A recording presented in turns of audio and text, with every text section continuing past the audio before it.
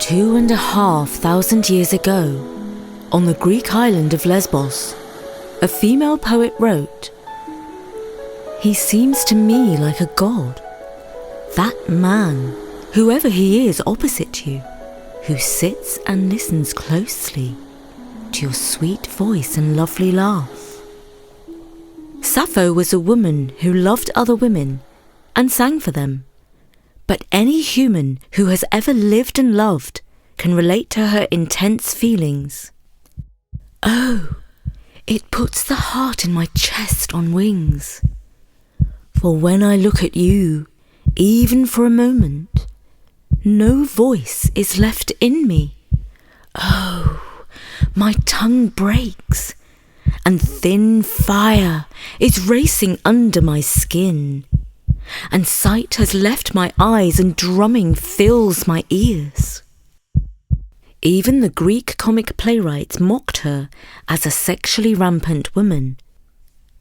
Tatian, an early Christian writer, called her a whore who sang of her own licentiousness. In 1073, Pope Gregory VII ordered her works to be burned. So it might shock you to learn that she perhaps committed suicide over her love for a man. We will get into that later, but first, let's look at what we actually know about Sappho. About 700 lines of her poetry have come down to us, most of them as fragments. There were once about 10,000 lines in 9 books, held in the Greek-Egyptian Library of Alexandria. Recently, some scraps have turned up in ancient Egyptian rubbish dumps. Some were stuffed into a mummified crocodile. The fragments have a charm of their own, giving us snippets of her life.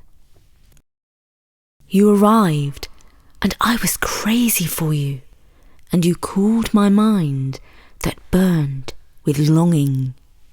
She lived in Mytilene, the main city-state on the Isle of Lesbos. Lesbos was famous for its wine. The historian Herodotus tells us a story about one of Sappho's brothers, Haraxus. He was a wine merchant who travelled to Egypt on business and fell in love with a prostitute there, spending a large amount of money on her. In recent years, part of a poem about her brothers has turned up. Sappho expresses worry for Haraxus and prays for his safe return, and she mentions a younger brother. "Lyricus, soon you will be bigger, and my friend Andromeda wants to marry you." In another fragment, perhaps surprisingly, she apparently mentions a daughter. "I have a beautiful child, beloved Clace, who has a form like golden flowers, for whom I would not exchange all the wealth of Lydia." It certainly sounds like a mother speaking of a beloved daughter, but some scholars claim that the name Clace echoes a Greek word for a valuable part of the female anatomy. Sappho's lyrical poetry was musical and meant to be accompanied. "I took my lyre and said, 'Come now, my heavenly tortoise shell, become a speaking instrument.'" Naturally, her favourite deity was Aphrodite, the goddess of love. "Deathless Aphrodite with your intricate throne, child of Zeus, who twists traps. I beg you, O lady, do not break my heart with harsh pain." Many of her songs express personal feelings. This was a new development in poetry. Some say a host of cavalry, others of infantry, and others of ships, is the most beautiful thing on this dark earth.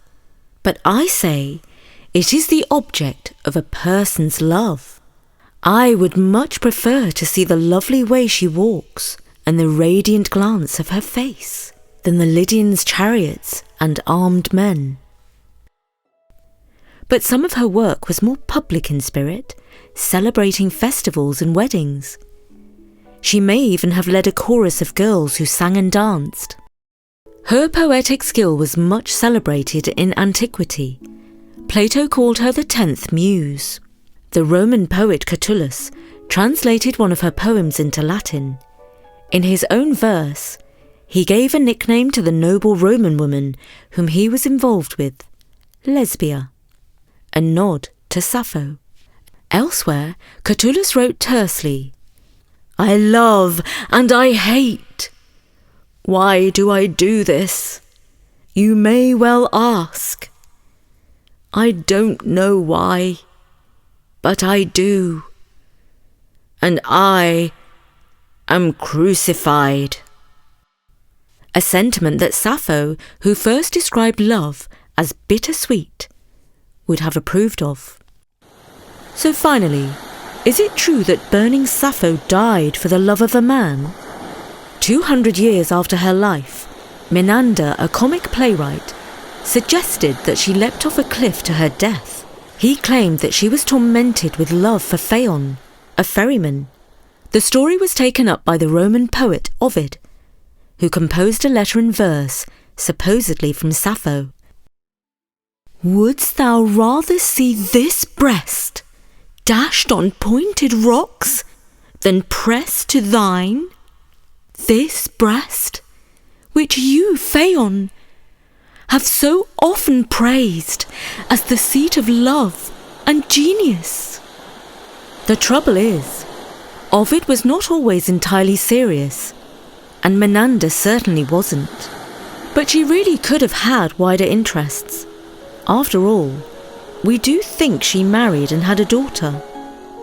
Perhaps the daughter was adopted. It's just possible, but unlikely. And we have a poem in which, rather than jumping off a cliff, she reaches old age. "Old age has already laid its gentle hand upon me, and my black hair has turned white, and my spirit has grown heavy. My knees no longer bear me, and my feet, once swift, now drag like leaden weights.